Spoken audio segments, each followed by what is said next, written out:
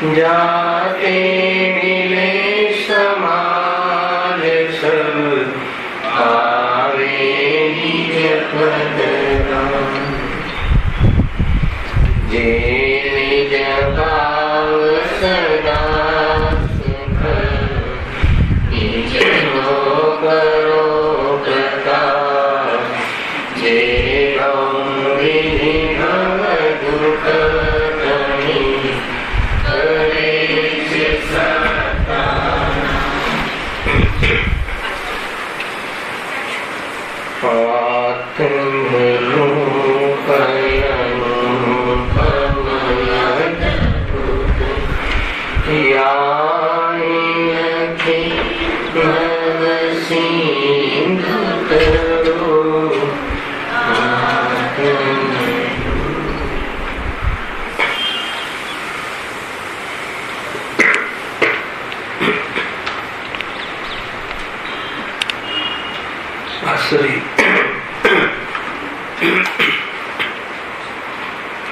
मोक्ष मार्ग प्रकाशक ग्रंथ से त्रीजा अधिकार पर આપણે સ્વાધ્યાય ચાલી રહ્યો છે।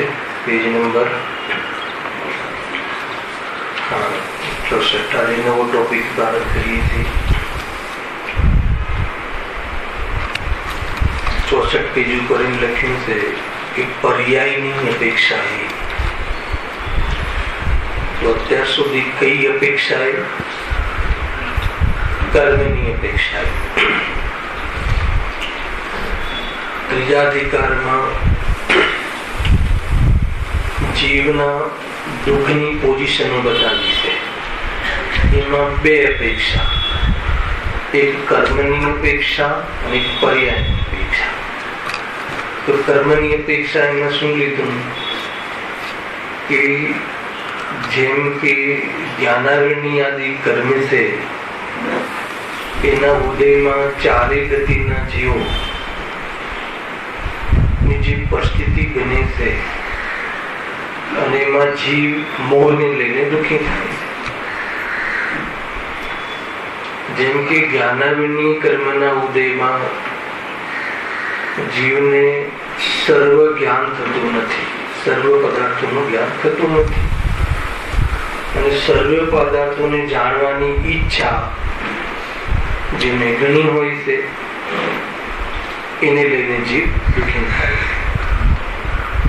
ત્યાં ચારે ગતિના બધા જીવની મુખ્યતાથી કથન હતું। હવે જે પર્યાયની અપેક્ષા એટલે પર્ટિક્યુલર કોઈ એક પર્યાય લઈને એક પર્યાય લઈને પંડિતજી અહીંયા જેમ કે પહેલો ટોપિક છે એકેન્દ્રીય પર્યાય। એકેન્દ્રીય જીવ જે છે એને કેવા પ્રકારનું અલ્પહીન જ્ઞાન હોય છે,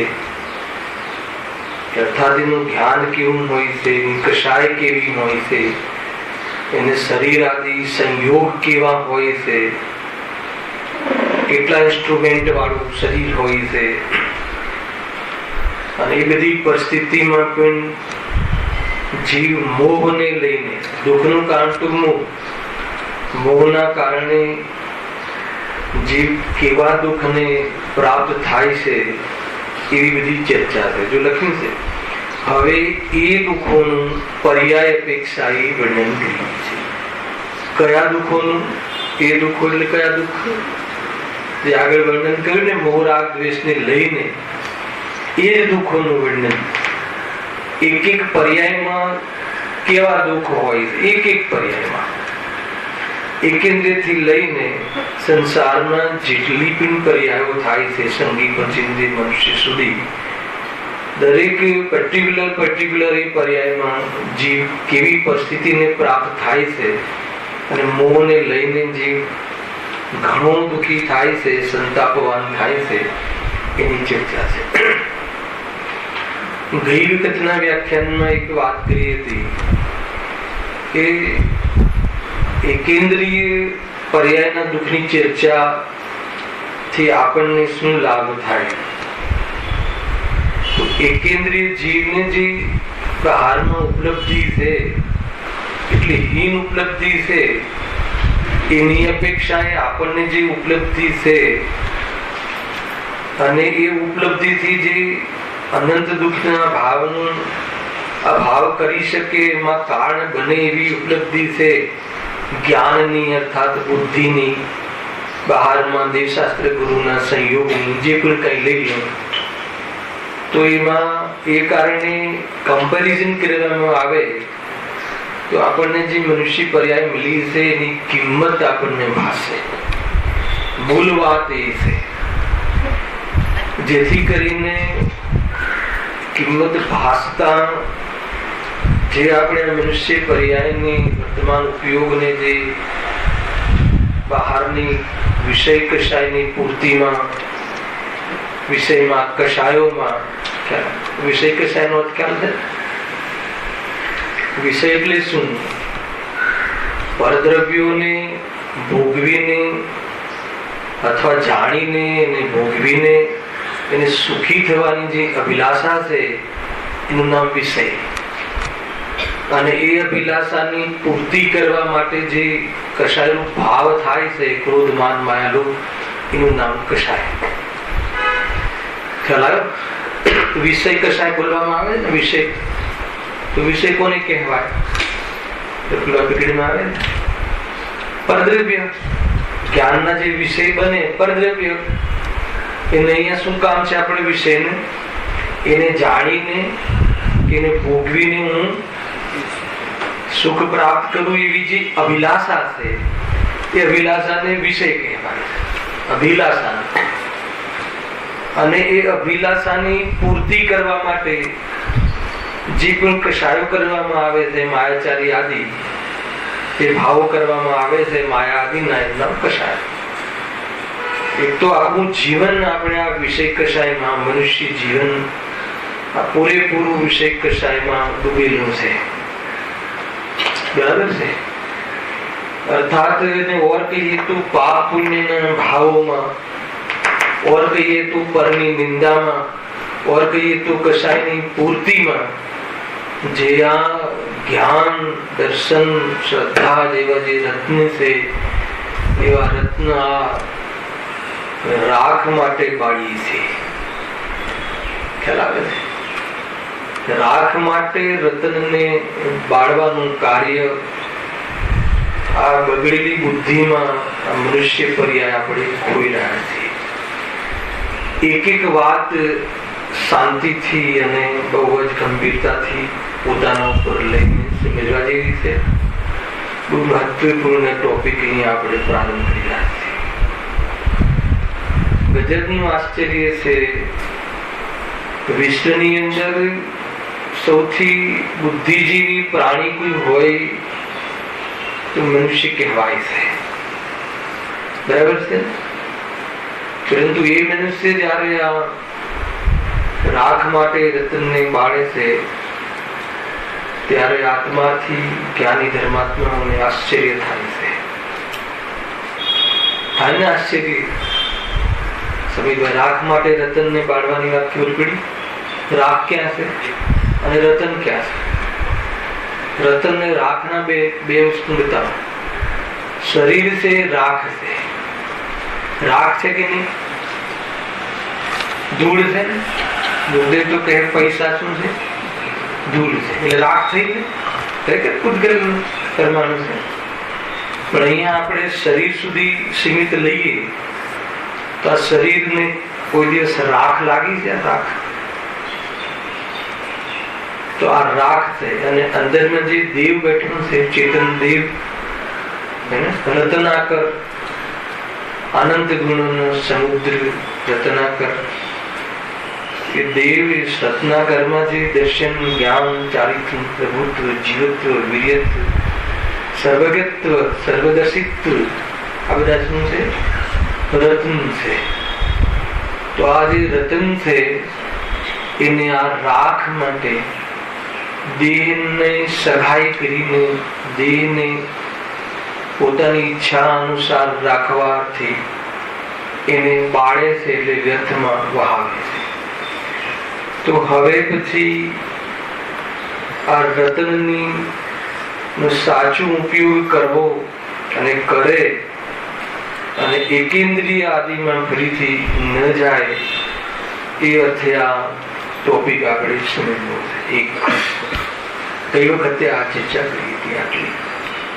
બીજો દ્રષ્ટિકોણ એ લીધો હતું કે જયારે મનુષ્ય પર્યાયમાં એ ઉઘડેલા વિશેષ જ્ઞાનમાં ચૈતન્ય દેવ કેવા સામર્થ્ય વાળો હોય છે, જે પણ કોઈ જીવ છે એનો સ્વભાવ અર્થાત એ સ્વભાવથી જોઈએ તો એ ચેતન દેવ છે. એવા ચેતન દેવ અર્થાત તો એવા સ્વભાવ સહિત વર્તમાનમાં કોઈ એકેન્દ્રિય આદિમાં એ જીવ પડ્યો હોય તો એના પ્રત્યે આપણને કરુણા આવે. અર્થાત એ જીવને ત્યાં કોઈ એવી પ્રકારની બુદ્ધિ જ નથી કે દેહથી ભેદ જ્ઞાન કરે અને સતત એક દેહ સાથે એકત્વ કરીને દુઃખી થઈ રહ્યો છે, તો એના એકત્વને ન લલકારીએ, ન પડકારીએ, એના એકત્વને આપણે સળી ન કરીએ એમ કહે. એક તો એ જીવ જે પણ કોઈ એકેન્દ્રિય વાળો દેહ મળ્યો છે એમાં એટલું એકત્વ કરીને પ્રચુર દુઃખી છે, ભાવ કલંક રૂપ અશુભલેશ્યાથી સતત દુઃખી છે. અને એવા જીવને વધારે છેડીએ એટલે એનો ઉપયોગ કરીને છેડીએ તો કેવું દુઃખ થતું હશે. કોઈ ચીજ તમને ગમતી હોય અને કોઈ છીનવી લે તો એ તમારા ગમવાના ભાવને ઠેસ પહોંચીને કેટલું દુઃખ થતું હશે. તો એટલા એકત્વ વાળા જીવોને એવા એના એકત્વને છેડીને અર્થાત તો એની હિંસા આદિ કરીને એને દુઃખ પહોંચાડવાનો પ્રસંગ ન કરીએ અને આપણે એકેન્દ્રિય ને પ્રાપ્ત થવાનો અવસર ન લાવીએ, અર્થાત એવા પરિણામો ન કરીએ. એ અર્થે આ એકેન્દ્રિય પર્યાયના દુઃખનો ટોપિક અહીંયા પ્રારંભ કરીએ છીએ. એક પ્રકારથી એમાં અનેક સિદ્ધાંતોની ચર્ચા આવશે અને અનેક પ્રકારના એમાં અધ્યાત્મ ની પ્રેરણાના પ્રસંગો આવશે. એવી સુંદર ચર્ચા છે. એનું અહીંયા પ્રારંભ કર્યું છે. જો આ સંસારમાં જીવનો ઘણો કાળ તો એકેન્દ્રિય પર્યાયમાં જ જાય છે. સમજી આ જીવનો અત્યારે ભલે મનુષ્ય પર્યાય લી છે, પણ સંસારમાં જીવનો ઘણો કાળ, ઘણા કાળ નોટ કરીએ છીએ કેટલો કાળ, ઘણો કાળ એકેન્દ્રિય પર્યાયમાં જ થાય છે. અનંત કાળ, અનંત અનંત અનંત અનંત કાળ આપણે એકેન્દ્રિય જીવમાં વિતાવેલો. એકેન્દ્રિય પર્યાયમાં કાલ અનંત નિગોદ મંજાર વીત્યો એકેન્દ્રિય તનધાર. ક્યાં વ્યાખ્યા? કાલ અનંત વીત્યો નિગોદ મંજાર, નિગોદમાં એકેન્દ્રિય. શું છે આ નિગોદ? તે આગળ આવે છે. તેથી અનાદિથી જ તેનું નિત્ય નિગોદમાં રહેવું થાય છે. અનાદિથી, જ્યારથી બિગિનિંગ તો છે નહીં આત્મા, અનાદિ ત્યાંથી જ જીવ છે અનાદિથી અને નિગોદમાં, નિત્ય નિગોદ. નિગોદ ને શું છે થોડી ચર્ચા કરી, ટેકનિકલ. તમે એક વાત સમજો કે હવે આ કર્ણાનુયોગ નો થોડો વિષય આવશે. કર્ણાનુયોગ ને એક પ્રકારથી સિદ્ધાંત ગ્રંથ કયા સમજમાં આવે છે. એક છે આગમ અને એક છે પરમાગમ. બે કયા? અને આગમ ચારે અનુયોગ મળીને ને પણ આગમ કહે છે. આપણે સમજવા જેવું છે. બહુ સુંદર ચર્ચા છે. આપણો 8મો અધિકાર તો જયારે આવશે ત્યારે આવશે, પણ થોડીક એની છાટ વચ્ચે સમજી લેવું જોઈએ. સિદ્ધાંત જે છે ને, આપણે એમ સમજીએ છીએ કે દ્રવ્યાનુયોગ સિદ્ધાંત ગ્રંથ છે. દ્રવ્યાનુયોગ સિદ્ધાંત ગ્રંથ નથી. કર્ણાનુયોગ જે સિદ્ધાંત ગ્રંથ છે. શું છે આ સિદ્ધાંત? જે કર્મ સિદ્ધાંત, અને એક પ્રકારથી લોક વ્યવસ્થા. આ બે વિષયો કરનાર યોગના છે. કયા? કર્મ સિદ્ધાંત અને લોકોનું સ્વરૂપ. ક્યાં કેટલી નદીઓ છે, ક્યાં કેટલા પર્વત છે, કેટલા લોક છે, 3 લોક છે, કેવું એ બધું જેનું નોલેજ જેમાંથી મળે કરનાર યોગ. ખ્યાલ આવે? અને કર્મ સિદ્ધાંત, એક સિદ્ધાંત ફિક્સ છે. મતલબ કે જીવ ની ગોદમાંથી નીકળે તો સાધિક 2000 સાગર માટે નીકળે છે, અને પૂરું કરે તો કેટલા સ્વર્ગના ભાવ હોય, કેટલા નરકના, કેટલા તિર્યંજના, કેટલા મનુષ્યના. એ સિદ્ધાંત છે. આ શરીરમાં આવે છે કે નહીં? જીવ નિત્યની ગોદમાંથી નીકળીને પાછું ઇતરની ગોદમાં જાય તો 2.5 પૂતગલ પરાવર્તનના પછી નિયમથી ત્યાંથી બહાર નીકળે. સિદ્ધાંત છે આ. સિદ્ધાંત બોધ કરું છું, સાંભળે તો એક વસ્તુ. સમ્યક દર્શન પ્રાપ્ત કરી લે જીવ, અને કદાચિત સમ્યક દર્શન બની જાય તો અંતર્વૃત્તકમ અડભૂતગલ પરાવર્તન થી વધારે ન રહી શકે. સિદ્ધાંત છે આ. સિદ્ધાંતો છે. એક કર્મ સિદ્ધાંતો, આવા અનેક સિદ્ધાંતો છે. 3 કમ 9 કરોડ મુનિ નિયમથી રહેશે. સિદ્ધાંત છે આ. ચોથા ગુણસ્થી આટલા જીવ રહેશે જ રહેશે. સિદ્ધાંત છે આ. 6 મહિના અને 8 સમયમાં 608 જીવની ગોદથી નીકળશે, નિત્યની ગોદથી, અને એટલા સિદ્ધ બનશે પૂરા 2.5 દ્વીપમાં. એનું શું નામ છે? સિદ્ધાંત છે આ. એક ગુણસ્થાનમાં કેટલી પર્યાય, કેટલી કશાયો સંભવ છે. સિદ્ધાંત છે એનો. હર ચીજનો સિદ્ધાંત છે. કેવલીએ જોયેલો સિદ્ધાંત છે. શરીરમાં આવે છે આ બધા સિદ્ધાંતો. એ સિવાય નિમિત્ત ઉપાદાન, ષટકારક, કર્મબદ્ધ પર્યાય, 4 ભાવ, 5 ભાવ, 4 અભાવ, આ બધા શું છે? જેને વાસ્તવમાં એ કર્મબદ્ધ પર્યાય એ કેવલી ભગવાને જ્ઞાનમાં જોયેલો સિદ્ધાંત છે. પર્યાયનો સિદ્ધાંત છે. લીધો તો ને નિયમ. બધા જ દ્રવ્યોની પર્યાય થવાનો કાનૂન શું છે? એ સિદ્ધાંત છે આ. યદ્યપિ એને એક પ્રકારથી આધ્યાત્મિક સિદ્ધાંત પણ કહે છે. કેમ આધ્યાત્મિક સિદ્ધાંત કહે છે? આગમ વિશાળ છે અને પરમાગમ એનો એક અંશ છે. આગમમાં જે મૂળ જે પ્રયોજન છે જીવનું સુખી થવું, એના જે સિદ્ધાંતોને અલગથી નિરૂપણ કરવું, એનું નામ પરમાગમ છે. પરમાગમ, આગમ મૂળ છે. ભગવાનની વાણીમાં 4 આગમ આવે. ઘણી વખત અમે કેમ વિશે કીધું, મેં હમણાં થોડુંક એક લેખ વાંચ્યા તો એમાં થોડી ગડબડ હતી આ સિદ્ધાંતને.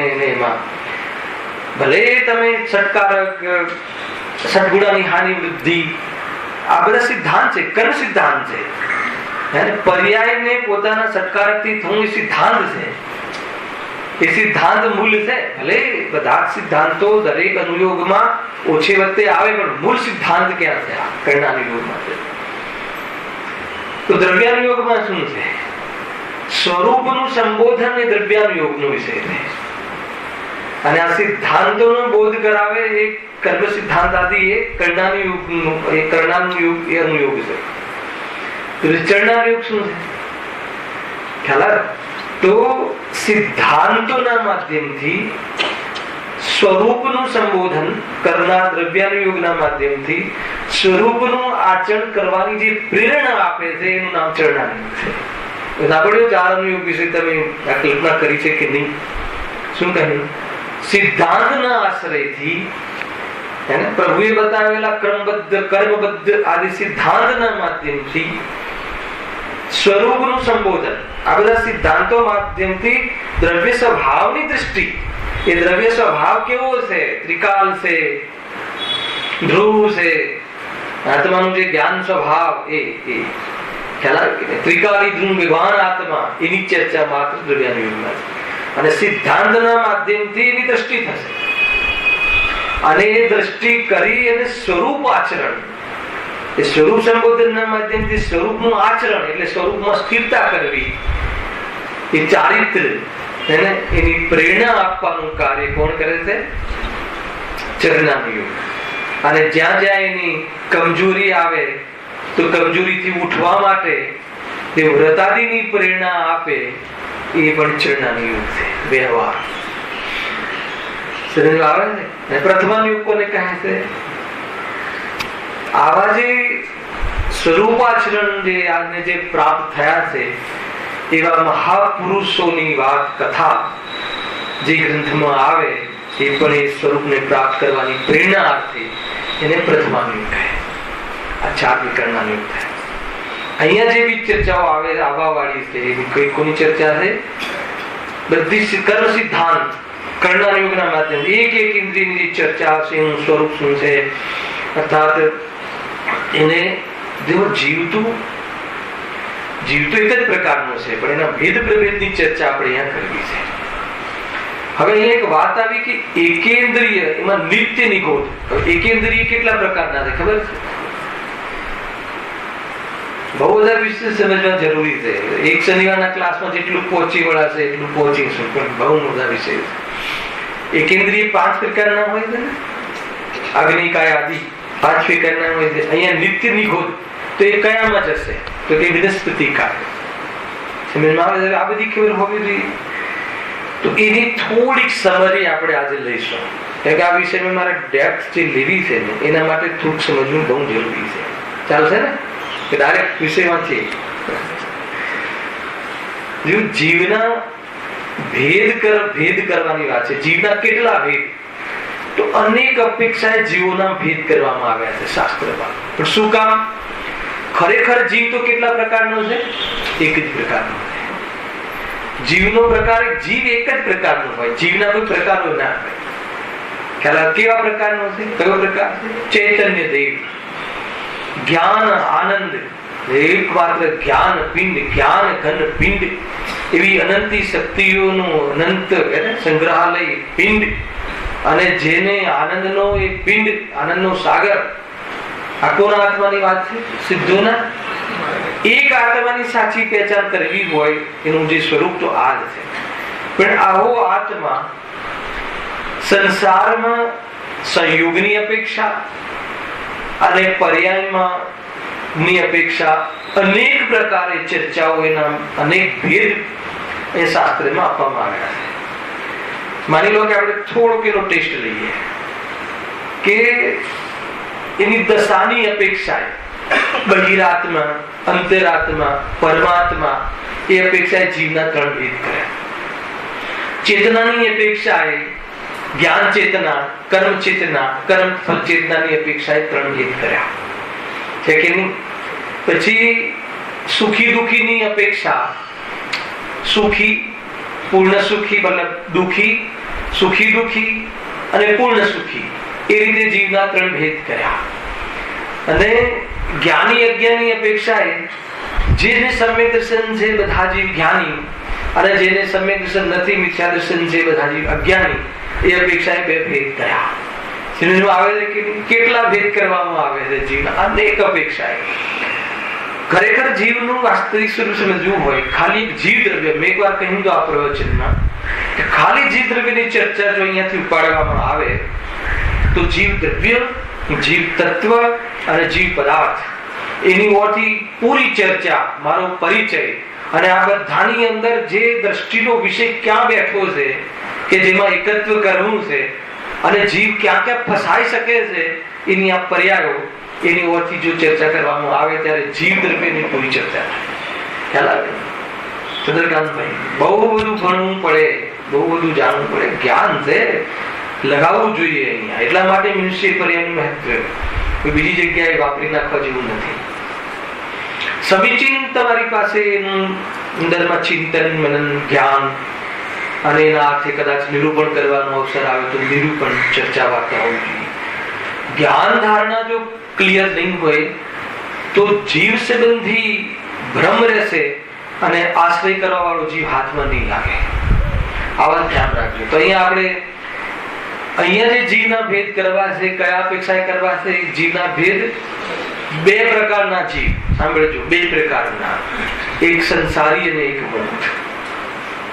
જીવ સમાસ, અને જીવના 14 ગુણસ્થાનની ઓરથી 14 ભેદ, જીવસ્થાનની ઓરથી 14 ભેદ, માર્ગસ્થાનની ઓરથી 14 ભેદ, અને એક એક જીવની પર્યાપ્ત અપર્યાપ્ત દશાઓ, અને એક એક દશાઓમાં એનું મતલબ કે એનું સ્વરૂપ, અને એમાં જીવ મોહને લઈને જે ત્રસ્ત થાય છે એ ત્રાસ, અને એની ચર્ચા થાય તો એમ લાગે કે આ ભાગે જીવ. છાનાથી ભાગે? મોહરાગ દ્વેષથી જલ્દી છૂટવાનો પ્રયાસ કરે જીવ અને પ્રેરિત થાય પંચ પરાવર્તનની અંદર આ જીવનું સ્વરૂપ એ જાણે. બધા ટોપિકો આપણે થોડા થોડા ટચ કરીશું, ચિંતા નહીં કરતા. તમને જેટલું પ્રયોજન છે આપણે આ ટોપિકોનું એટલું પ્રયોજન તો હું અહીંયા કવર કરી લઈશ. બહુ સુંદર ચર્ચા. સૌથી પહેલા આપણે એટલું પાડીએ છીએ આ ચેપ્ટરના વિશેષ અર્થ ખુલે અર્થે કે જીવના બે ભેદ કયા, મૂળ બે ભેદ કયા. આ અપેક્ષાએ પણ બે ભેદ કરવામાં આવે છે, સંસાર અને મુક્ત. તો મુક્તમાં કયા જીવો આવશે કે જે આજે જેમને ગાથામાં આપણે નમસ્કાર કર્યા, અષ્ટવાગડો ખ્યાલ આવે કે નહીં? એમાં આવી ગઈ ચર્ચા. જો તમને એમ લાગે ને કે તમે આ ચર્ચાઓ કરો તો શું કામમાં આવે, તો આજે અરિહંતને ભાવ મોક્ષ કર્યું અને સિદ્ધ ભગવાનને ભાવ મોક્ષ અને દ્રવ્ય મોક્ષ બંને કર્યું. પણ દ્રવ્ય મોક્ષ હવે એનો ભાવ આપણને અર્થ ખબર ના હોય તો ભાવ ભાષિત ના થાય. એટલે આપણે જે આપણા જે ક્લાસીસ છે એની અંદર આ બધી ચર્ચાઓ ઉઠાવી દઈએ આપણે.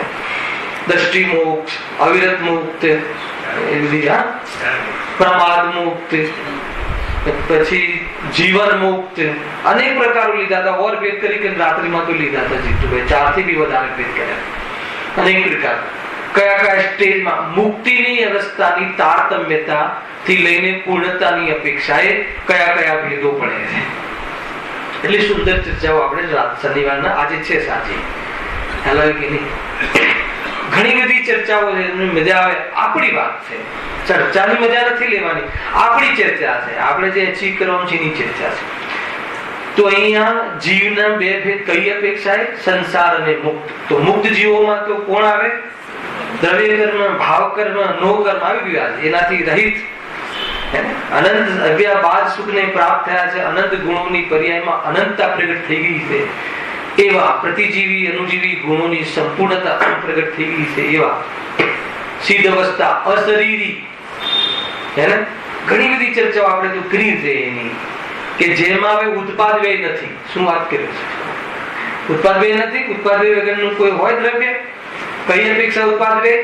જેનો ઉત્પાદ થયો છે એવી સિદ્ધ દશાનો ક્યારે વ્યય થઈને સંસાર દશા નહીં આવે, અને જેનો વ્યય થયો છે સંસાર દશા એનો ક્યારે ઉત્પાદ નહીં થાય. એટલે ઉત્પાદ વ્યય રહિત. હર સમય ઉત્પાદ વ્યય થાય, પરંતુ સિદ્ધ અવસ્થાનું ઉત્પન્ન થાય એવી ને એવી, એની પણ એવી ને એવી દશાને જે પ્રાપ્ત છે, પરિપૂર્ણ સુખ દશાને પ્રાપ્ત છે, અવ્યાપાદ સુખને પ્રાપ્ત છે, એ સિદ્ધ અવસ્થા. એમની ચર્ચા અહીંયાના ભેદોમાં નથી લીધી. આટલું કહીને અસ્તુ. બરાબર છે? હવે સંસારી જીવ, હવે સંસારી જીવના અહીંયા ભેદ કરવા છે. તો સંસારી જીવના પણ પાછા બે ભેદ. આ તો લખવું પડે, યાદ નહીં રહે. ખ્યાલ આવે? કઈ વાંધો નહીં, સાંભળો પહેલા. હજી સાંજના પીરિયડમાં પાછી એક સીટ બનાવી દઈશું, જોરદાર સીટ બનાવીશું. તમને એમ લાગશે કે બધું જ આવી જશે. તો સંસારી જીવના બે ભેદ કયા? ત્રસ અને સ્થાવર. તો ત્રસકાય અને સ્થાવરકાય સાંભળી ઠીક ચીજ. તો અહીંયા જે બે ભેદ કર્યા એ કાયની અપેક્ષા. સ્થાવરકાય, ત્રસકાય અથવા નામ કર્મની અપેક્ષા. સ્થાવર નામ કર્મનો જેને ઉદય છે, જેને વિપાક છે, એને સ્થાવર જીવ કહે છે. અને ત્રસ નામ કર્મનો વિપાક છે, જેને ઉદય છે, એને ત્રસ જીવ કહે છે. પણ એમાં કર્મની ઓરથી આમાં શું નવું આવ્યું? પણ કાય શબ્દ ત્યાં જોડીએ તમને ખ્યાલ આવશે. કાયનો અર્થ શું થાય છે? શરીર. કાયનો અર્થ થાય છે સમૂહ. કાયનો અર્થ થાય છે શરીર. શરીરની સાથે શરીર અને જીવના સમૂહને કાયિક કહે છે. એને જીવ કહે છે. બેનો સમૂહ થયો ને. એ તો બે કહેવાય છે, પણ શરીરનો પરમાણુ કેટલા? અનંત પરમાણુ છે ને શરીરમાં. તો દરેક જીવના, ભલે પતલો હોય તો અનંત, મોટો હોય તો અનંત. 100 કિલો વેઇટ વાળાના બે અનંત ને 1 પાઉન્ડ બચ્ચું હોય ને બી પરમાણુ અનંત. ગજબ. પહેલા કે હલકા ભારીનું પરિણમન છે ને, હલકા ભારીનું પરિણમન. એના હિસાબે પરમાણુઓ સમાન હોવા છતાં હલકા ભારે એનું પરિણમન થાય.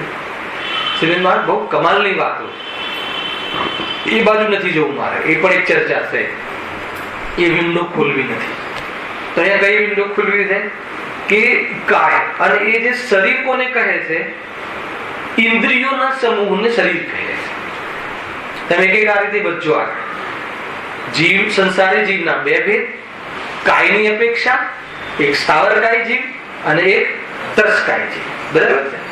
અને કાય એટલે શરીર. હવે શરીર કોને કહે છે? ઇન્દ્રિય. ઇન્દ્રિયોના સમૂહને શરીર કહે છે.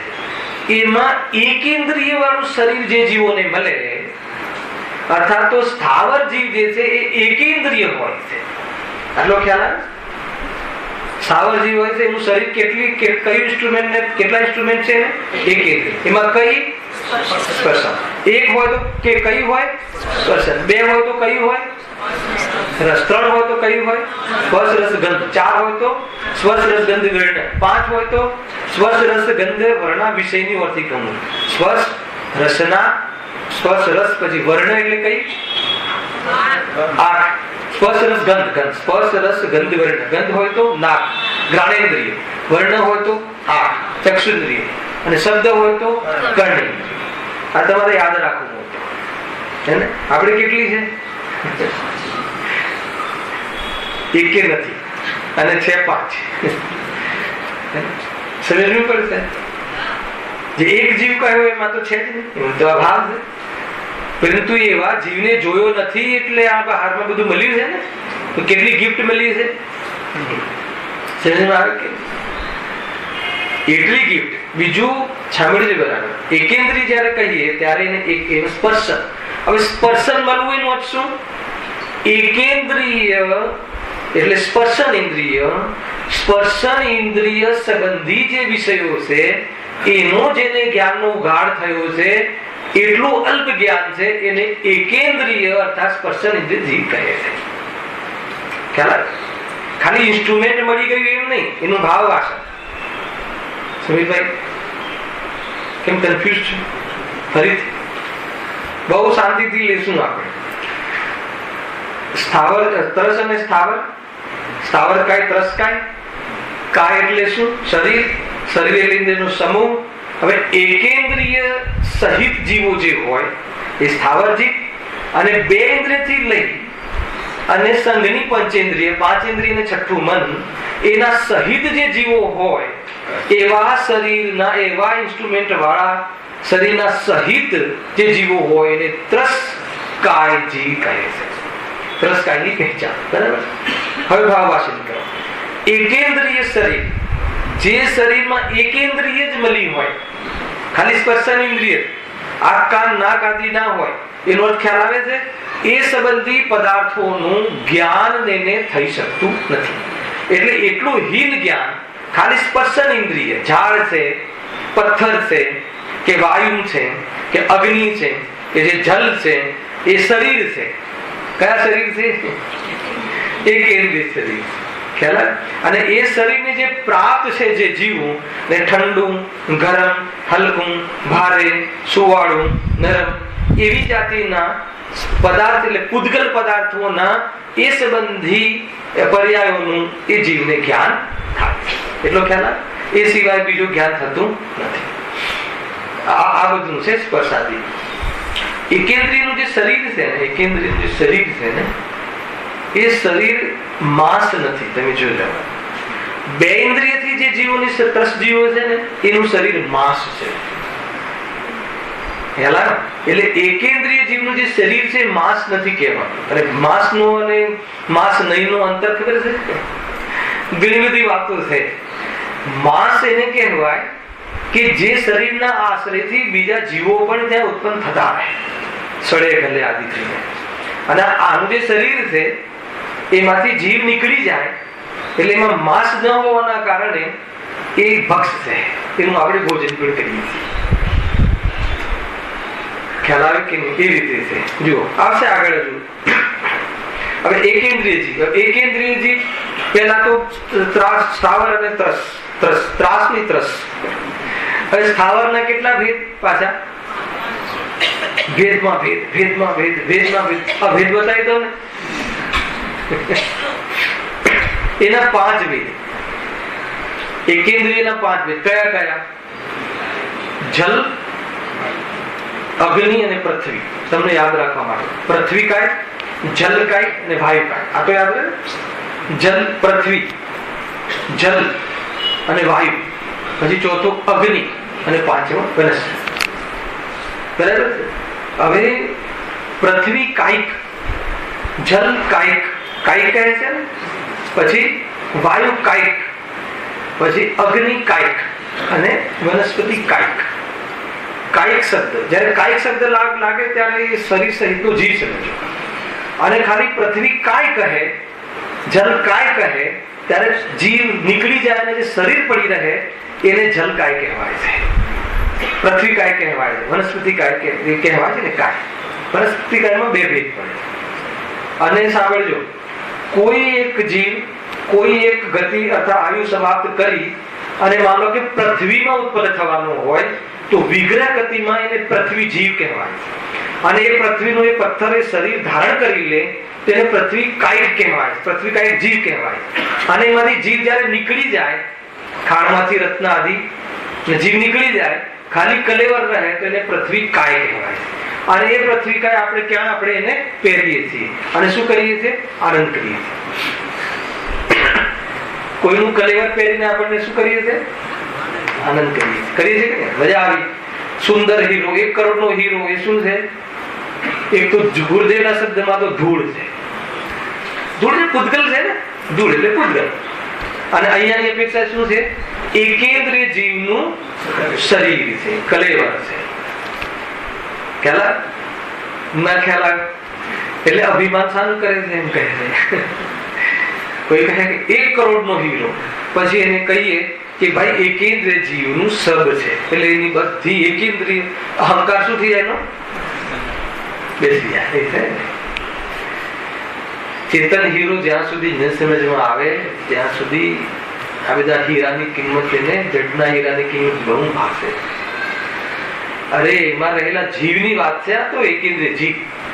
હવે સાંભળો, અહીંયા જે નિગોદ શબ્દ આવ્યો છે ને, એનું ભાવવાચન કરવા માટે મેં આટલો વિષય ખેંચ્યો છે. સમજો. હવે પૃથ્વી કાયિક, અગ્નિ કાયિક, જલ કાયિક, વાયુ કાયિક ને સાઈડમાં આપણે વનસ્પતિ કાયની થોડી ચર્ચા કરી. અહીંયા સુધી ખબર પડી ને. હવે મૂળ આપણું પિયર છે ને એની આપણે ક્યાંથી આવ્યા? તો વનસ્પતિ કાય. વનસ્પતિ કાયના પાછા 2 ભેદ.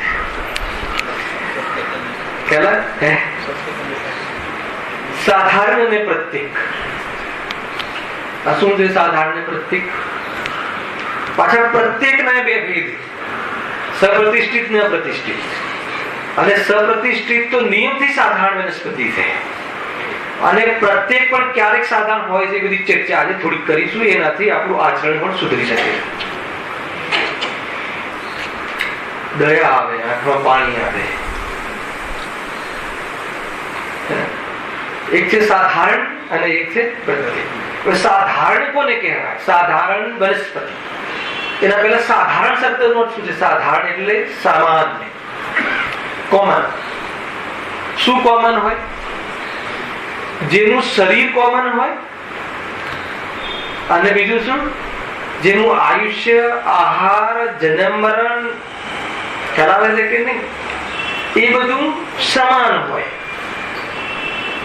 આહાર બી સમાન હોય. જેનું એનું નામ સાધારણ. અને આવા જે જીવો હોય છે એ જીવોને સાધારણ વનસ્પતિ કહે છે. અને એનું બીજું નામ શું છે? નિગોદ. સમજમાં એક સ્ટેપ બાય સ્ટેપ છે. બરાબર સાંભળજો. નિગોદ. નિગોદ શું છે? ની પ્લસ ગો પ્લસ દ, 3 શબ્દ છે. તો નિગોદ એટલે શું? કે એવા અનંતતાને પ્રાપ્ત છે એવા જીવો, અનંતપણાને પ્રાપ્ત છે એવા જીવો કે ગો એટલે ક્ષેત્ર, કે જેનું એક જ ક્ષેત્ર છે, જેનું એક જ ક્ષેત્ર દે એટલે આપે એવા સ્થાનને નિગોદ કહે છે. ખ્યાલ? એનું નામ છે નિગોદ. અર્થાત તો અનંત જીવોને સ્થાન આપે, એ સ્થાનને નિગોદ કહે છે. અને એ એવા જીવોને નિગોદના જીવ કહે છે, નિગોદિયા કહે છે. નખોદિયા નહીં, નિગોદિયા. બહુ બધી વાતો છે એ છે. આ નિગોદના જીવો કહે છે. અને એનું સમજો, એવા જીવોનું શરીર કેવું હોય છે? શરીર એક જ. આયુષ્ય અર્થાત તો જન્મ મરણ સમાન, એક સાથે જન્મે એક સાથે મરે. આહાર સમાન, શ્વાસોશ્વાસ સમાન. શ્વાસોશ્વાસ હોય એક ઇન્દ્રિયને, ઝાડને. જગદીશચંદ્ર બોઝને કહ્યું ને, અંગાર વાયુ અને પ્રાણવાયુ. આપણે તો બધું જ છે.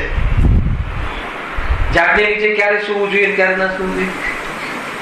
રાત્રે અંગાર વાયુ છોડે અને દિવસે. અરે આ લૌકિક વિજ્ઞાનની શોધ પણ અહીંયાથી થઈ છે. સમજમાં આવે છે? તો આ બધા થયા વનસ્પતિ, સાધારણ વનસ્પતિ. તમને ખબર છે એ જીવની રાશિ કેટલી હોય છે? દરેકને ખબર છે, પણ સાંભળો તમે, તમને નવાઈ લાગશે. કંદ હોય ને, કંદ લઈને જો કંદ અલગ ને મૂળ અલગ.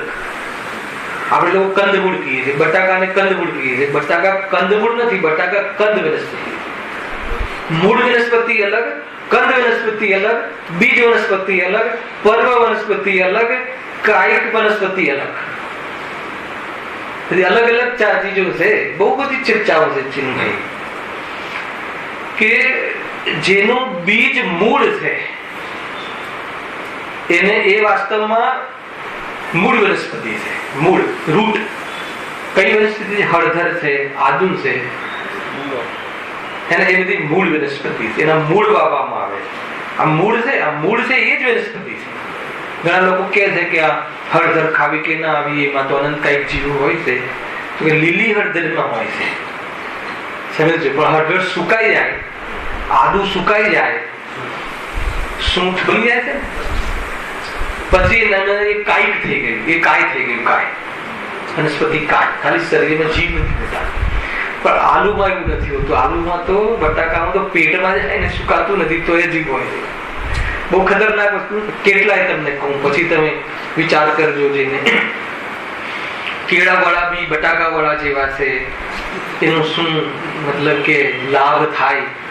સારો લાભ થાય છે એમાં, અનંત સંસારનો લાભ થાય છે. માનો કે બટાકા જે હોય ને, એનું 100 ની એણી પર એનું જેટલો પૂદગલનો ભાગ રહે, સ્કંદ રહે, જેટલો કણ રહે, એ કણમાં અસંખ્યાત પૂદગલ સ્કંદ છે. અસંખ્યાત એટલા કણમાં. પછી એક કણ લો, એમાં અસંખ્યાત અંડર છે. અંડર, અસંખ્યાત અંડર. પછી એક અંડર લો, તેમાં અસંખ્યાત આવાસ છે. પછી એક આવાસ લો, એની અંદર અસંખ્યાત શરીર છે. પુલવી આવી ગયું, એમાં અસંખ્યાત પુલવી છે. પછી એક પુલવી લો, તો એમાં અસંખ્યાત દેહ છે. ખ્યાલ આવે કે આ ખ્યાલ આવે છે કે નહીં? માનો કે તમને એના માટે ઉદાહરણ, જેમ કે આ દેશ છે. દેશની અંદર અનેક રાજ્ય છે. અનેક રાજ્યની અંદર અનેક શહેર છે. અનેક શહેરની અંદર અનેક ગલીઓ છે. અનેક ગલીની અંદર અનેક બિલ્ડિંગ છે. અનેક બિલ્ડિંગની અંદર અનેક ફ્લેટ છે. અનેક ફ્લેટની અંદર અનેક જીવ છે. આમ ખ્યાલમાં આવે છે કે નહીં? તમે એક કણ પેલા યાદ રાખજો. એક કણ 100 ની અણી પર કેટલા કણ રહે? એક કણ, જે ભાગ રહે એટલો. સાંભળજો દર્શન. અને એની અંદર એક કણની અંદર અસંખ્યાત નું તમે સાંભળો તો તમને નવાઈ લાગે. બહુ બધું છે ભાઈ. સમજમાં આવે ને? ગણતરી ખતરનાક છે. પૂર્વ સાંભળ્યું છે, પૂર્વાંગ સાંભળ્યું છે, સાગર સાંભળ્યું છે, સંખ્યા અસંખ્યા સાંભળ્યું છે. આ બધું સાંભળવા જેવું છે. બહુ જબરદસ્ત છે. તિથિ પ્રમાણે એક વર્ષમાં કેટલા દિવસો? 360. અને અંગ્રેજી તારીખ પ્રમાણે કેટલા? 365. ખ્યાલ છે?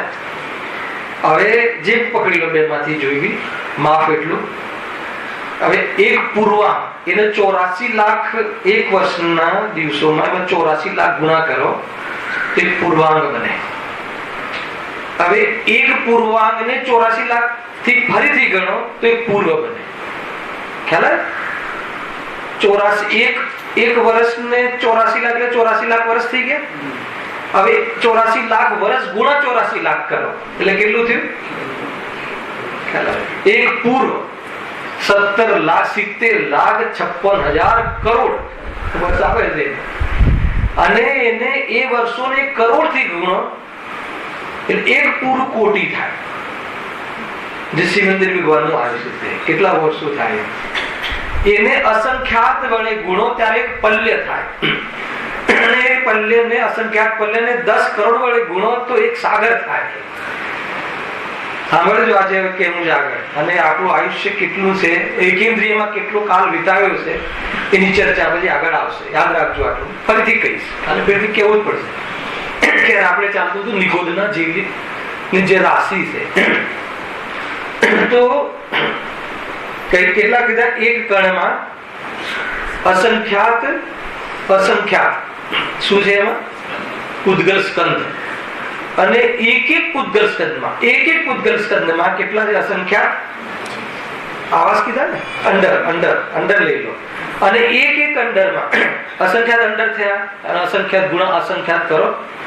અને એક અંડરમાં અસંખ્યાત આવાસ. હવે કેટલા ગુણાકાર કરતા હો પેલા અસંખ્યાત ગણિત તો બધાના પાકા છે. અને એક આવાસમાં અસંખ્યાત પુલવી અને એક પુલવીમાં અસંખ્યાત શરીર, ઔદારિક શરીર. હવે એક શરીરમાં કેટલા જીવ? અનંત જીવ. તો એટલા કણમાં કેટલા જીવ હશે પેલા એ તમે મગજમાં ચાલુ રાખજો. હવે એક શરીરમાં અનંત જીવ, એ અનંત કેટલા? તો 6 દર 6 મહિને અને 8 સમયમાં 608 જીવ સિદ્ધ જાય છે. સિદ્ધ અવસ્થાને પ્રાપ્ત થાય છે ને. એવા અનંતકાળ સુધી ગયા, અનંતકાળમાં ગયા અને અનંતકાળ જશે એની જે સંખ્યા આવે, સાંભળજો, એ સંખ્યા એક શરીરનો અનંતમાં ભાગની જે સંખ્યા થાય એટલી રાશિ છે. શું કહ્યું? ના સમજમાં આવ્યું? સમજમાં બેન ના આવ્યું? એક જીવમાં એક શરીરમાં એટલા અનંત જીવ છે, કેટલા અનંત જીવ છે કે એનો અનંતમો ભાગ કરીએ એક શરીરના, તો એ અનંતમો ભાગના જીવની રાશિ કેટલી થાય? ત્રણેય કાળના સિદ્ધોની રાશિ જેટલી થાય. એટલે એક શરીરમાં રહેલા જીવો પણ મોક્ષે નથી જવાના એ નક્કી થાય. અને એવા કેટલા શરીર થાય ત્યાં. અને એ હું આ જીવની લાલચ માટે અને એને સ્વાહા કરી જવું તો એક સમયમાં કેટલા જીવો નિગોદ જીવ. એ વાત બરાબર છે, માંસનો દોષ નથી લાગતો. એક ભાઈ મને પૂછ્યું હતું કે તમે જ કહો છો કે એકેન્દ્રિય જીવનું જે શરીર છે એ માંસ નથી અને બેન્દ્રિયના જીવથી માંસનું શરીર સ્ટાર્ટ થાય છે, તો પછી આમાં વનસ્પતિમાં શું પ્રોબ્લેમ આવે છે? તો કહે છે વનસ્પતિ કાય જે જીવ છે ને એના આટલા જીવો વનસ્પતિ કાયમાં સાધારણ વનસ્પતિ. અને જે પ્રત્યેક વનસ્પતિ છે જે આ ઝાડ આદિ દેખાય છે એમાં તો એક જીવનું એક શરીરનું સ્વામી એક જીવ, એ પ્રત્યેક જીવ. અને અહીંયા જે શરીરના જે એક શરીરમાં અનંત જીવ રહેલા અને કેટલા અનંત, અને કંદના એક પરમાણુમાં કેટલા ઘર, કેટલા આવાસ, અને એક તમે હવે ગુણાકાર કરો અને એમાં શરીરો કેટલા આવે અને અનંત કેટલા આવે, અનગિનત. આપણું બુદ્ધિ ના ચાલે, સર્વજ્ઞના ખ્યાલ છે. સમજમાં આવે છે કે? અને એ બટાકા હું એ શક્કરિયા એ શકરકંદ મીઠા લાગે છે આ જીવને, અને એમાં કેટલા જીવોની ઈચ્છા. અનંત કઈ જીવો તો મરે છે ને, ભલે પેલા માંસ અલગ છે પણ આમાં અનંત કઈ જીવ તો મરે છે કે નથી મરતા? તમે એની કલ્પના કરી શકો છો? કલ્પના કરી શકો છો? અમને એવો ખ્યાલ આવે છે કે આ શનિવારના સાંજનો વિષય છે, લેવું પણ જોઈએ. કે વારના અત્યારે તો એવું સમજીને ચાલીએ ને, શું સમજીને ચાલીએ? બહુ વિચારવા જેવું છે ભાઈ. એમ લાગે આપણને કે, અને આગળ તો એ વાત જીવોની જે દુઃખની વાત કરીશું ને, એ જીવો જે દુઃખી થાય છે ને જે રીતે, એ આપણે આપણી કલ્પનામાં ના આવે એ રીતે દુઃખ બતાવ્યું છે આગળ પંડિતજીએ. હવે તમે વિચાર કરો કે આટલા સોના કણ ઉપર આટલા ઘર, આટલા દેશ, આટલા રાજ્ય, આટલા ઘર, અને એવા બધાના ટોટલ કરીએ તો જીવો કેટલા થાય? અને એક જીવમાં આટલા જીવ, કેટલા જીવ, એક શરીરમાં આટલા જીવ, કેટલા જીવ, કે ત્રણેય કાળના સિદ્ધનું ટોટલ મારીએ એ અનંત. એ ત્રણેય કાળના સિદ્ધની રાશિ અનંત. તમે કહો અનંત પણ સમાપ્ત થાય? અનંતના 10 ભેદ છે, સક્ષય અક્ષય આદિ આવે છે. તો આવા જે અનંત જે થાય આપણા માટે અનંત એટલે અનગિનત. તો એ આખા શરીરની જે ટોટલ રાશિ છે ને જીવોની, એક શરીરની, એનો અનંતમો ભાગ. અનંતમો ભાગ એટલે સૌથી ઓછો ભાગ, લાસ્ટ ભાગ. એ જે જીવની રાશિ આવે ને એટલા સિદ્ધ બનવાના છે. ત્રણેય કાળથી એટલા સિદ્ધ થશે. એટલા આનંદ જીવ એક શરીરમાં. આપણે ક્યાં બેઠા છીએ ત્યાં બહુ વિચાર માંગી લેશે ભાઈ. મેં વાત કરતી ને તમને કે ભાઈ દયા આવે આપણને, જીવ ઉપર કરુણા આવે, કે પોતાના પર કરુણા કરવા જેવી છે કે હું ક્યાંય આમાં ના જતો. એકેન્દ્રજી જે પથ્થર છે, જલકાઈ છે, આપણને જે જલ દેખાય છે ને આખું સમુદ્ર, એનો એક જીવ નહીં, એ છે પ્રત્યેક જીવ. એમાં તો એક પણ એ તો તમને સ્થૂળ શરીર દેખાય છે. આજે પથ્થર જે આપણો ડુંગરમાં નાખેલો હોય ને શિલા, એમાં તમને એક એટલી મોટી શિલા આવડી હોય પથ્થર, તો એક જીવ નહીં, એમાં તો કેટલાય પૂતગલ સ્કંદોનો એમાં તો સમાવેશ થાય છે. બહુ જ છોટી અવગાહના હોય છે એકેન્દ્રિય જીવની. મસૂરના દાળ જેવડી, પછી એકદમ ધજા હોય નાની નાની અગ્નિકાયના જીવો, એ ટાઈપને વર્ણન કરી દઉં છું. એકદમ નાની અવગાહના વાળા જીવો હોય છે. મોટો પથ્થર તો એક નહીં સમજવું, એમાં અનેક જીવો હોય છે. આગળ તો આવા વાળું છે. આપણે જે જમીન ખોદીએ છીએ, આ છે તે છે, તો કેવા જીવોનું શું થતું હશે, શું નહીં થતું હોય ને, અનેક બધી વાતો આવા વાળી છે. એ તો પંડિતજીના આધારે આપણે ચર્ચા કરીશું. એમ લાગે કે આપણે શું કરી રહ્યા છીએ, સ્વરૂપમાં જવા સિવાય કંઈ કરવા જેવું નથી, એવું આપણને એક વાર તો ભાસી જ જાય કે કોઈ જગ્યાએ ક્યાંય બી હટવા જેવું નથી જરાય. અર્યંત દશા આવી જાય એ ત્યારે ભલે સ્થૂળ જીવ હોઈએ આપણે, ત્યારે એના નિમિત્તથી એક પણ જીવ હણાતો નથી. બાકી તો ચાહે મુનિરાજ હોય, ચાહે વિદ્યા સમિતિ પૂર્વક ચાલે, તો એકેન્દ્ર જીવની ભરમાર છે લોકમાં, હણાયા વગર રહેતા નથી. એટલે તો મુનિરાજ પ્રતિક્રમણ કરે છે. એમને હિંસાનો દોષ નથી લાગતો, કેમ કે પ્રમાદપૂર્વક ચાલતા નથી, વિદ્યા સમિતિ પૂર્વક ચાલે છે. છતાં પણ જીવ તો મરે છે, તો મરે જ છે, તો મરે જ છે. એવું એમનું શરીર નથી થઈ રહ્યું. પરમ ઔદારિક શરીર. પરમ ઔદારિક શરીર કોને હોય? અર્યન પરમાત્માને, કે જેમાં બેક્ટેરિયા ઉત્પન્ન ના થાય, સફેદ ખૂન થઈ જાય છે. અને એ નિમિત્તમાં એમને ભલે ગાહન કરે અથવા એ જે શું કરે, ક્ષેત્રાંતવિહાર કરે, તો જમીનને તો સ્પર્શ કરતા નથી, વાયુને તો સ્પર્શ થાય છે, પણ એમના નિમિત્તથી એક પણ જીવ, બાદર કે સૂક્ષ્મ કોઈ પણ જીવ એમાં નષ્ટ થતું નથી. આ બધી જાણકારી પણ લેવા જેવી છે. બાદર શું છે ને, એકેન્દ્ર જીવ છે ને, એમાં આજે ચર્ચા કરીને બાદર જીવ છે. સૂક્ષ્મ જીવો તો ઠસાઠસ ભરી રહ્યા છે પૂરા લોકમાં. અને આ બાદર જીવ છે ને, આ તિર્યન છે, આજે વનસ્પતિ કાળના જીવની વાત. અને જે જીવ બીજા કોઈ થી હણાય નહીં અને કોઈના હણવામાં નિમિત્ત ન બને, એ સૂક્ષ્મ આર પાર ચાલ્યા જ કરે, અહીંયા આર પાર થયા જ કરે છે. ત્યારે જીવો ઠસોઠસ, 3 લોક પૂરું ઠસોઠસ જીવથી કાજલની ડબ્બી બને એમ કહ્યું છે. અને બાદર જીવો એટલે શું છે કે કોઈના નિમિત્તથી આપણે બટાકો ચાવી જઈએ તો કે એક કણમાં આટલા જીવોની હત્યા. તું કમસે કમ એક પીસ તો લેતો હશે ને જીવ સબ્જીમાં, માની લો તો કેટલા ગુણાકાર કરજો, તો કેટલી હત્યા. હત્યા શબ્દ વાપરીએ તો જરા એને છાતી લાગે, હે ને? હત્યા, આટલી હત્યા. અને શાના માટે? સ્વાદ. શરીરને આહાર ઔષધિ છે. સમજમાં આવે? તમને એક વાત કરું, ઔષધિ કેટલી લેવામાં આવે, ઔષધિનું પ્રમાણ કેટલું અને કેટલી વાર ખ્યાલ આવે કે નહીં? એક વાર ના લેવી પડે તો એ સારું. ઔષધિનું પ્રમાણ 1 લો, 3 વાર વાળી વાત નથી.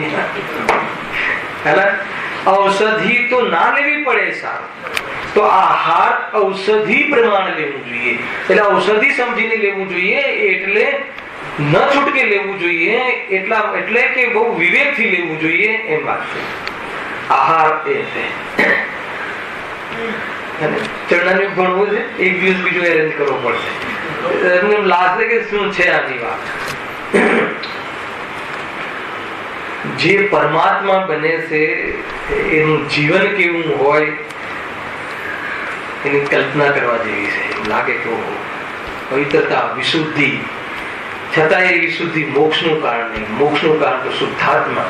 પણ શુદ્ધાત્માને પામવા વાળા જીવો પર્યાયમાં કેવા પવિત્ર હોય છે એ વાત પણ સમજવા જેવી. ત્યાં બ્રેક લાગે. આપણે સમ્યક દર્શનની વાત કરો ને, આ હું નથી વાળી વાત, આ બધી વાતો આવે ત્યારે ખાવા વાવાની છોડવાની વાત ને આ છોડવાની વાત આવે તો કહે છે કે આત્મા અણહારી છે. ગુરુદેવ એકવાર એવી કોમેન્ટ્સ કરી કે જેને ચરણાન યોગમાં આ ભોજનના ત્યાગની વાત સુભાતી નથી એને ભગવાન આત્મા ગમતો નથી. બહુ નવાઈ લાગી. શું બેલેન્સ છે વ્યક્તિનું ભાઈ. એને ભગવાન આત્માની વાત ગમે છે, ભગવાન આત્મા નથી ગમતું એવું કહ્યું. વ્યંગ કર્યો જોરદાર. નહીં ચાલે. પછી કહે પોપાભાઈ નું રાજ નથી, ન ચાલે. ગમે ત્યાં ઉઠે બેસે, ગમે ત્યાં ભક્ષ નો વિવેક ના કરે અને કહે કે ભગવાન આત્મા હું પરથી ભિન્ન છું, તો કે તને ખબર નથી પડતી. હું કડક શબ્દોમાં ધૂળ કાઢી નાખે. કઈ મગજમાં આવી ગયું હોય ને, ગાદીથી ઉઠીને અર્ગણ પાણીની ચા પીવે અને સિંગ ફાકે બહારની અને પછી ખાદીથી આવીને વાત કરે ભગવાન આત્મા પરદ્રવ્યથી ભિન્ન છે, તો કે ભાઈ ગરદનની ગાદી બહુ મોટી વાત છે, ન ચાલે.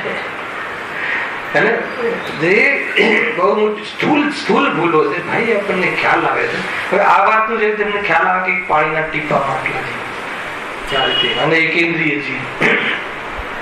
એકેન્દ્રની ચર્ચા નથી કરી હતી, આ તો હું તમને અહીંયા સુધી બતાવું છું. સાધારણ વનસ્પતિ જેનું કંદ બીજ છે, જો પેલું મૂળ વાળું થઈ ગયું કંદ. બટાકાનું આટલું બટાકો વાવવામાં આવે તો બટાકા ઉગે છે, તો કંદ જેનું બીજ છે બરાબર છે. પછી એક આવે છે ઉપરની કોઈ ડાળીની ઉપરનું ટહેલી જેવું એ વાવાથી ઉગે છે. પછી દાણા વાવીએ તો મકાઈ ઘઉં આદિ એનાથી ઉગે છે. એક ત્રીજી વસ્તુ એક ઓર જોરદાર વાત છે કે સમૂર્છિક એવું નામ છે. સમૂર્છન ની વાત કરી, સમૂર્છિમ એમાં કેવી, એમાં શું છે કે જે પાણી હોય ને, પાણી એનો સંપર્ક માટી સાથે થાય ને એટલે જીવ પેદા થઈ જાય. જલકાય, જે પાણીમાં કાય પેદા થાય છે ક્યાંથી થાય છે? પાણી અને માટી. બીજું ફૂગ, જે મતલબ તમે બાજરીના વડા ક્યાં રાખો છો ને તો એમાં પાણીનો ભાગ રહે છે. એટલે બહુ મોટી વાત છે. આપણે ભક્ષમાં જે મર્યાદા કરીએ છીએ ને, પાણીનો ભાગ તો એમાં રહે છે. 4-5 દિવસ રાખો એટલે એના પર સફેદ ફૂગ લાગી જાય. ફૂગ જમીન પર લીલ લાગી જાય છે. સમજો, આ બધું સાધારણ વનસ્પતિ બી હોઈ શકે અને પ્રત્યેક બી હોઈ શકે. તો એમાં એ નિગોદના જે આ વર્ણન કરે ને આટલા જે એમાં હોઈ શકે, એને આપણે લૂછીને સાફ કરીને એને બચાવીને શું કરે છે એને અરે એમાં રહી જાય છે જીવો. એક આટલા કણમાં આનંદ જીવ. તો એમાં ગમે એટલું તું ફ્રીજમાં રાખી લે, પાણી તો વળે જ છે અને માટીના કણ તો બધે ફરે છે, આપણે હાથ થોડી જોઈ શકે છે. તો એ બંનેનો સંપર્ક થાય ને એટલે ત્યાં ફૂગ લાગી જાય, જે પાણીમાં કાય પ્રગટ થઈ જાય, જમીન પર લીલ પ્રગટ થઈ જાય, ઘણી ચીજોમાં ફૂગ આવી જાય.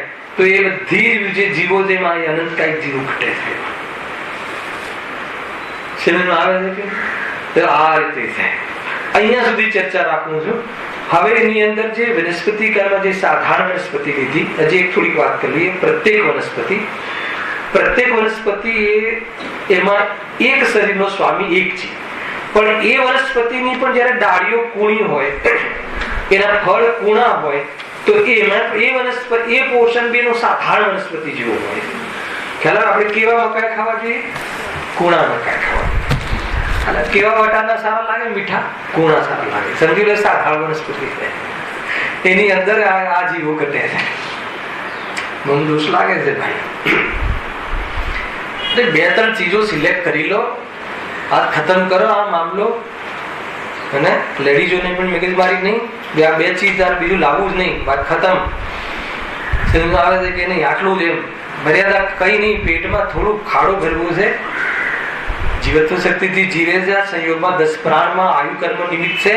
બહારમાં થોડુંક આવું બાહ્ય નિમિત્ત હોય, એમાં આટલું બધું વિસ્તાર કરવો ને આ તે એટલી મીઠાઈઓ ને કેટલું લગ્નમાં તો દસરડા કરી નાખે છે. કાલે ચર્ચા કરીશું. સહજાનંદી